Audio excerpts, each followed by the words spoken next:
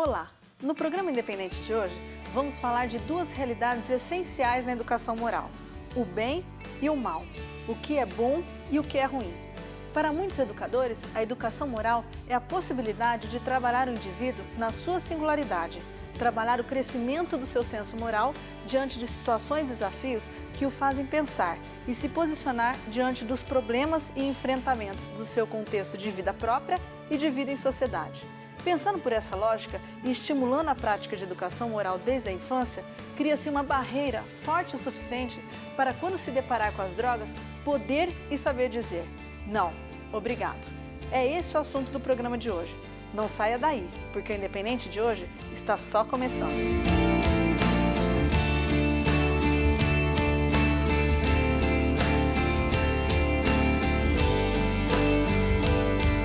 O programa Independente de hoje está aqui na Gráfica Editora Donis, em Americana. Nós vamos conversar com a doutora Luciene Tonheta, uma especialista em criança e em educação moral, uma pessoa muito especial. Doutora Luciene, o que nós podemos entender como educação moral? Educação moral é todo o trabalho que a gente pode realizar para a formação de um ser humano melhor. Aquilo que este ser humano pode dar de excelência, como diria Aristóteles lá na Grécia Antiga, né? Não é à toa que o ser humano, por exemplo, é o único animal que a gente pode dizer que é o único animal moral, não é? Então, educar moralmente alguém significa ajudá-lo a conviver melhor com as pessoas, não é? E nessa convivência melhor, que seja uma convivência pautada em conteúdos os mais humanos possíveis. Educar moralmente vai significar construir uma história de convivência em que justiça, solidariedade, tolerância, misericórdia estejam presentes, né? Ou seja, sejam conteúdos admiráveis, conteúdos desejáveis a essa convivência. Então, na verdade, a educação moral tem esse objetivo. Tem o objetivo de fazer com que as pessoas possam, de fato, dar aquilo que elas têm de melhor, que é essa possibilidade de serem morais, ou de serem justos, generosos, tolerantes, misericordiosos e todas as outras virtudes.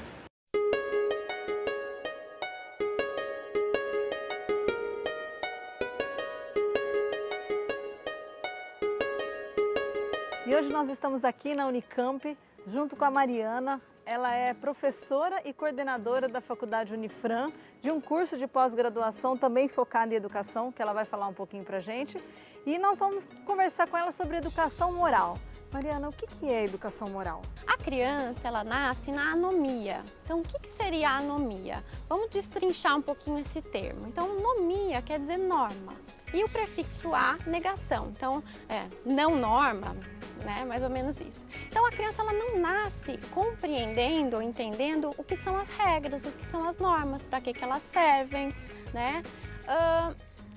Com o passar do tempo, ela vai percebendo que a mãe fala não pode isso, aqui pode, isso, né, pode ser feito. Então ela vai se desenvolvendo e vai chegando numa tendência moral que a gente chama de heteronomia.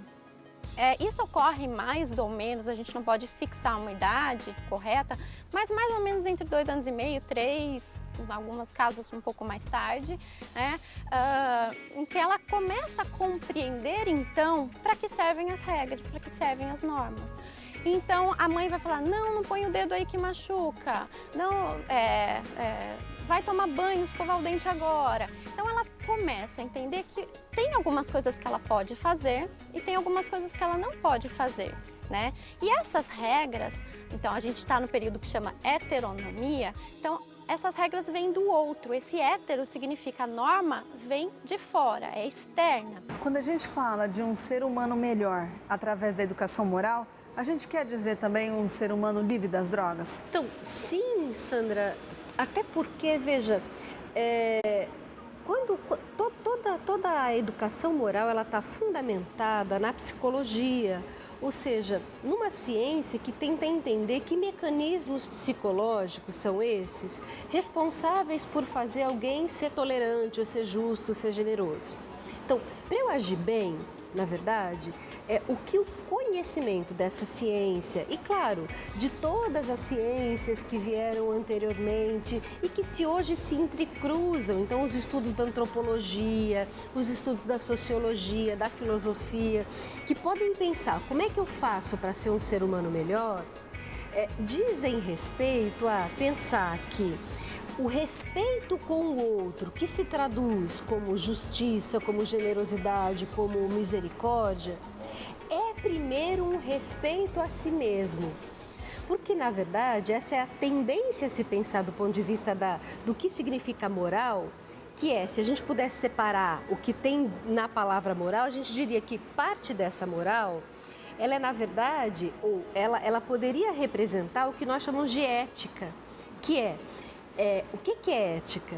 Se a moral prevê uma busca de uma vida justa, digna, a ética prevê uma busca de uma vida boa, também digna. Mas o que tem de diferente nessas duas? Que se a moral está ligada muito mais ao outro, a ser justo, a ser generoso, a ser tolerante, a ética pressupõe ser justo porque isso me faz bem. Ou seja, então, isso significa que, para eu poder, a educação moral, portanto, ela vai trabalhar com a formação de um ser humano melhor, mas no sentido dele ser melhor para ele mesmo também. Entendi. Porque não é possível, essas são as descobertas da psicologia moral hoje, eu ser justo, generoso com alguém se isso não me fizer bem. Ou seja, não é possível respeitar o outro, em outras palavras, se eu não construir por mim o que nós chamamos de autorrespeito. E, na verdade, então, trabalhar com a educação moral, qual é a relação que a gente pode estabelecer entre a educação moral e essa educação para o não uso de drogas?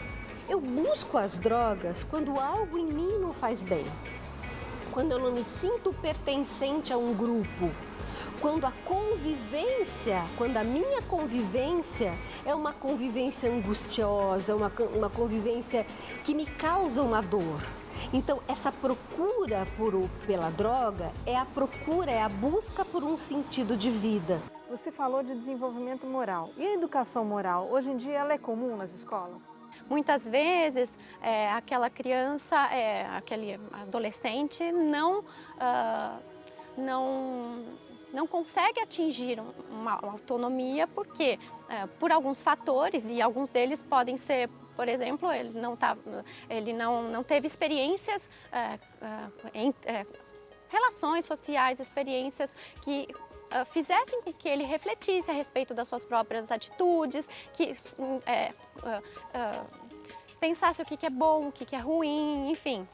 Então, como eu disse, são tendências morais. A gente pode permanecer na tendência da heteronomia e não evoluir para a autonomia porque alguns fatores não fizeram com que isso acontecesse.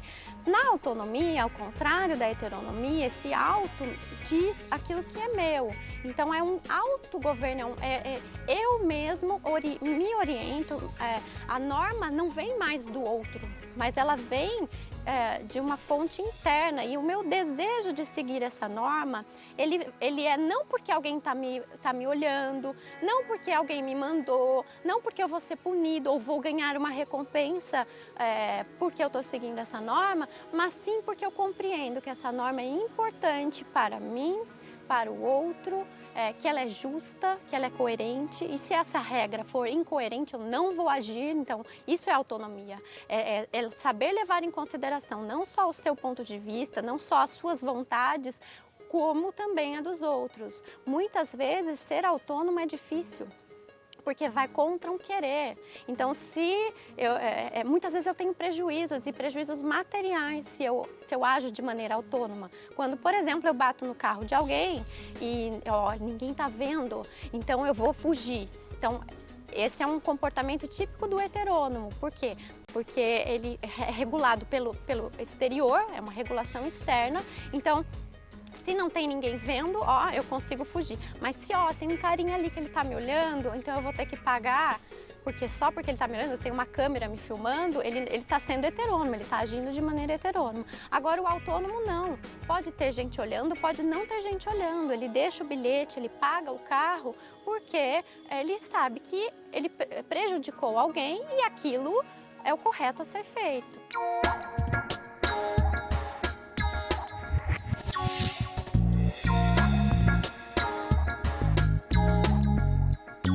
Depois de ter ouvido especialistas e pesquisadoras sobre educação moral, vamos entender na prática como isso funciona?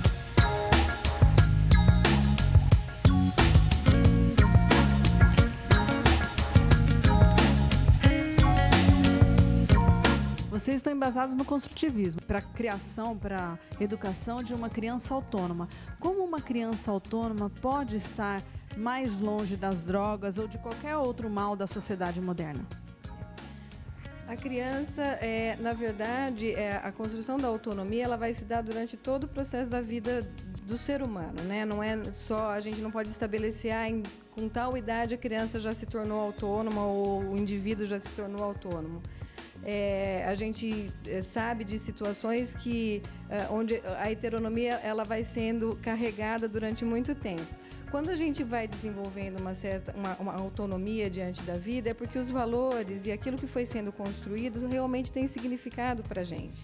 Então, quando as coisas se tornam parte daquilo que a gente faz. Você acredita que a educação tem importância fundamental na prevenção às drogas? Eu não tenho dúvida disso. O fato da gente poder discutir sobre temas tão polêmicos, tão difíceis do cotidiano da vida, desde pequenos até os adolescentes, né? A complexidade disso também vai aumentando. A questão da abstração deles, a gente consegue fazer outras análises, mas esse é um cuidado fundamental para essa prevenção, é poder falar sobre, conhecer as consequências, mas, para além disso, é o fortalecimento pessoal, dessa autoestima, desse reconhecimento da sua identidade, do pertencimento ao grupo. E essa construção ao longo do tempo, né, num trabalho onde é focada a questão dos princípios, dos valores, das gentilezas, né, que hoje em dia o muito obrigada, o bom dia, boa tarde, são coisas que a gente fala tão simples, mas que compõem uma discussão maior nessa formação para que ele possa, no futuro, dizer: não, você é meu amigo, eu gosto de você, mas isso não é para mim. Eu tenho outras possibilidades na vida, que não o uso da droga, as ilícitas ou não. Você pode dar exemplo de uma criança que passou por toda essa educação moral e escolheu o lado bom da vida?